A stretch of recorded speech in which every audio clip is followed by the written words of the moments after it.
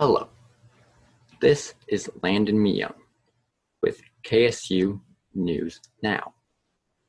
With a presidential election coming up that has the potential to drastically change our country, and having had protests on our streets for the past several months, this is the perfect opportunity to address the Black Lives Matter protests and the influence of local media. Black Lives Matter protests started in Minnesota back in May, following the death of George Floyd. Protests in big cities around the country, such as Atlanta, erupted shortly after. Some peaceful and others not so much. For the most part, protests stayed peaceful during the day and became much more violent as the sun went down. Atlanta's protests were covered heavily by local media such as WSB-TV and the Atlanta Journal-Constitution. Atlanta media's coverage of the events brought about mixed reaction as to how helpful or hurtful the reporting was to the social justice movement. Kerwin Swint, Kennesaw State University's director of the School of Government and International Affairs and professor of political science, gave his insight into the impact Atlanta's media had on the Black Lives Matter protests. It's probably helped more than anything give it exposure and probably help the BLM movement rationalize its actions. I wouldn't say the Atlanta media was on its side exactly, but the coverage of what was going on probably assisted BLM in getting the word out.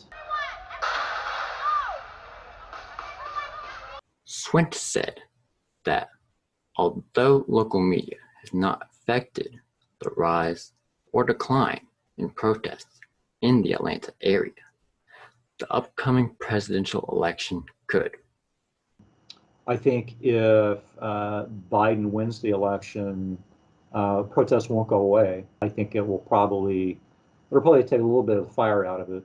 Whereas if Trump gets reelected, I would expect there to be even more protests with potential for violence. Protests over racial injustice and police brutality is not new, nor has it only occurred as a result of a Donald Trump presidency.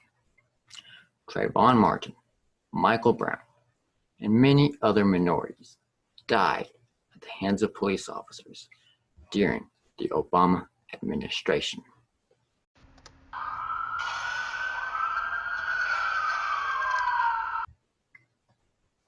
Richard Hutchinson, senior lecturer of sociology at Kennesaw State University, said that President Trump's desire to have law and order made people less likely to protest in the streets, but given the events that have unfolded this year, they had no choice but to protest and call for change.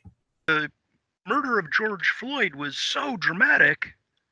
It's like, okay, this is unavoidable. We can't just sit here anymore. And I think a lot of pent-up frustration was let loose by that. So it wasn't just the killing of George Floyd, it was people's awareness of racist police brutality. Atlanta's various media outlets have garnered different responses to their coverage, depending on which one is consumed. Because of the angle that each outlet uses in their reporting, how violent or peaceful a protest is viewed can depend on which outlet's reporting is consumed.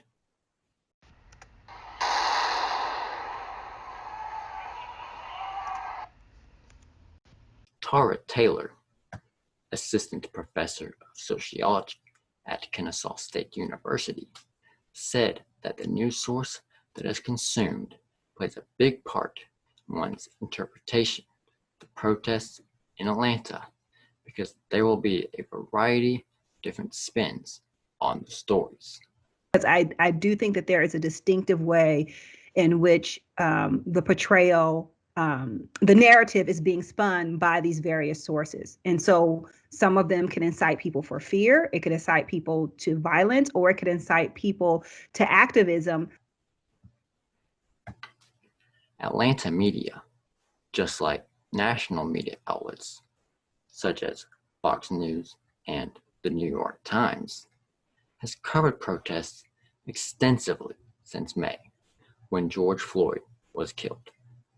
The coverage of the protests in the Atlanta area has brought on criticism from differing ideological sides. Typically, one political side favors the news, while the other opposes it. However, this was not the case this year. It will be interesting to see how the media's coverage of Atlanta protests will ultimately impact the presidential election and the uproar that likely will follow. That concludes this episode.